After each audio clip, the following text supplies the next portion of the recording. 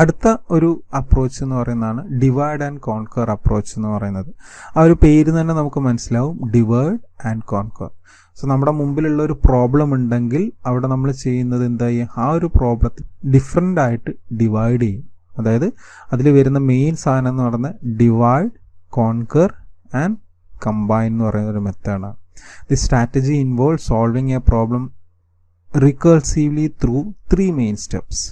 This approach break a large problem into smaller, more manageable sub-problems.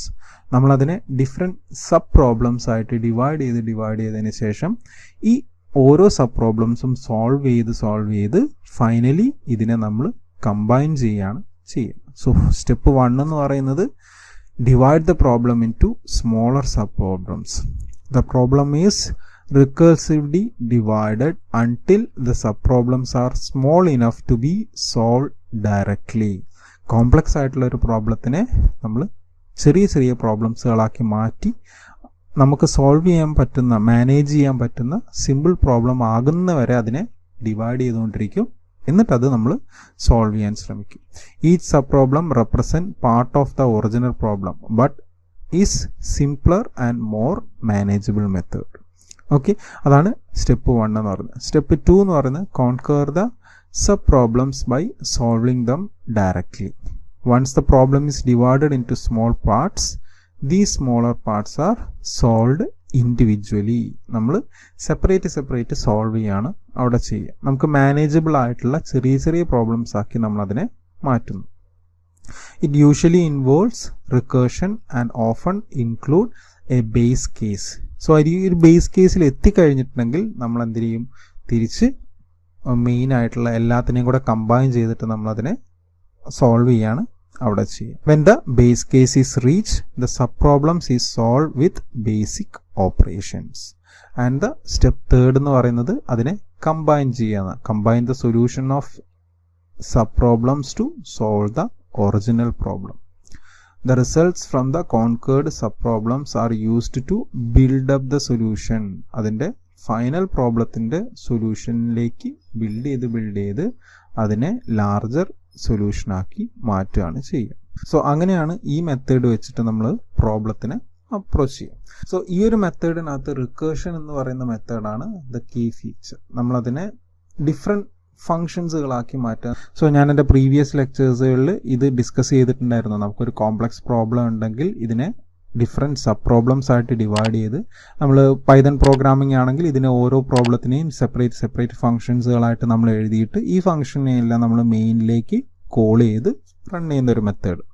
So a recursive function calls itself with smaller input, breaking down the problem progressively until the base cases reached.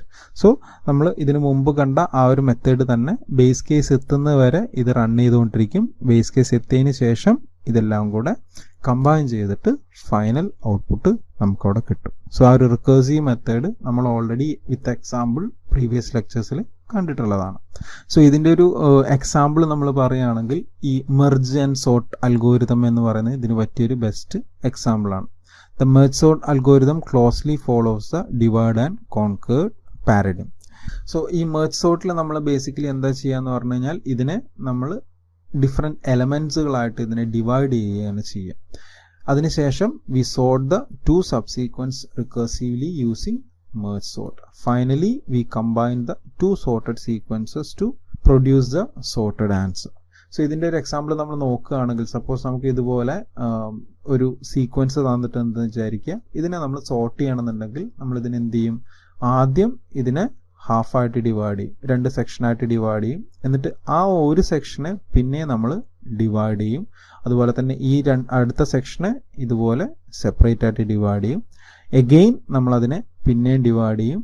അപ്പോൾ ഇവിടെ നമുക്ക് ഒരു single element കിട്ടുന്നുണ്ട്, ഇവിടെ പിന്നെയും 2 element വരുന്നുണ്ട്. So ഇതിനെ നമ്മൾ പിന്നെയും ഡിവൈഡ് ചെയ്ത് ഇങ്ങനെ സിംഗിൾ എലമെൻറ്റ്സ്, സോ ഇവിടെ 7, 6, 1, 5, 4, 3 എന്ന് പറയുന്ന ഡിഫറെൻറ്റ് എലമെൻറ്റ്സ് ആയിട്ട് നമ്മളതിനെ മാറ്റിയതിന് ശേഷം അടുത്ത സ്റ്റെപ്പിൽ നമ്മൾ എന്ത് ചെയ്യും, ഇതിനെ ഓരോന്ന് തമ്മിൽ കമ്പയർ ചെയ്യും. സോ ഇതിൽ ആദ്യം 7ഉം 6ഉം കമ്പയർ ചെയ്യും. അതിൽ 6 ആണ് സ്മോളർ വരുന്നത്. സോ 6 ആദ്യം എഴുതും, 7 സെപ്പറേറ്റ് എഴുതും. ഓക്കെ. അതേപോലെ തന്നെ ഇവിടെ 5ഉം 4ഉം നമ്മൾ കമ്പയർ ചെയ്യുമ്പോൾ 4 ആണ് സ്മോൾ വരുന്നത്. സോ 4 ആദ്യം എഴുതും, ദെൻ 5 നമ്മൾ എഴുതും. പിന്നെ നമുക്ക് 1ഉം 3ഉം വരുന്നുണ്ട്. സോ നമ്മൾ ഈ ഒരു സീക്വൻസും 1ഉം കൂടെ നമ്മൾ കമ്പൈൻ ചെയ്യും. സോ ഇതിനകത്ത് 1 ആണ് ഏറ്റവും സ്മോളർ ആയിട്ട് വരിക. സോ ഈ 1 എന്ത് ചെയ്യും, ഈ ഒരു സെക്ഷന് മുമ്പായിട്ട് നമ്മൾ എഴുതും. അതേപോലെ തന്നെ ഇവിടെ 4 and 5 എന്ന് പറയുന്നതിലും 3ഉം കമ്പയർ ചെയ്യുമ്പോൾ 3 ആണ് ഏറ്റവും സ്മോളർ വരുന്നത്. സോ നമ്മൾ 3 ആദ്യം എഴുതുന്നു, അടുത്ത സെക്ഷൻ അടുത്തതിലേക്ക് കൊണ്ടുവരുന്നു. സോ പിന്നെ നമ്മൾ ഈ രണ്ട് സെക്ഷനും കൂടെ കമ്പയർ ചെയ്യുന്നു, അതിനനുസരിച്ച് റീഅറേഞ്ച് ചെയ്ത് നമ്മളവിടെ എഴുതുകയാണ് ചെയ്യുന്നത്. സോ അവിടെ നമ്മളുടെ കയ്യിലുള്ള ഒരു കോംപ്ലക്സ് സെക്ഷനെ നമ്മൾ ഡിഫറെൻറ്റ് പാർട്ടുകളായിട്ട് ഡിവൈഡ് ചെയ്ത് ദെൻ ഒരു കമ്പാരിസൺ ആണ് നമ്മളവിടെ നടത്തുന്നത്. ഓക്കെ. സോ ഇങ്ങനെയാണ് ഈ ഒരു പെർട്ടിക്കുലർ പ്രോബ്ലം നമ്മൾ സോൾവ് ചെയ്യുക. സോ ഇതിൻ്റെ ഒരു മെയിൻ അഡ്വാൻറ്റേജസ് എന്ന് പറഞ്ഞു കഴിഞ്ഞാൽ it simplifies the difficult problems. അതിനെ നമ്മൾ ഡിഫറെൻറ്റ് പാർട്ടുകളായിട്ട് ഡിവൈഡ് ചെയ്ത് ചെയ്യുന്നതുകൊണ്ട് തന്നെ, സോ ഏറ്റവും ചെറിയ പ്രോബ്ലത്തിൽ നമ്മൾ ഫോക്കസ് ചെയ്യുന്നതുകൊണ്ട് തന്നെ നമുക്ക് ഈസി ആയിട്ട് അതിനെ അപ്രോച്ച് ചെയ്യാനും ആ ഒരു കോംപ്ലക്സിറ്റി നമുക്കവിടെ കുറയ്ക്കാൻ പറ്റുന്നു. It helps discover efficient algorithm.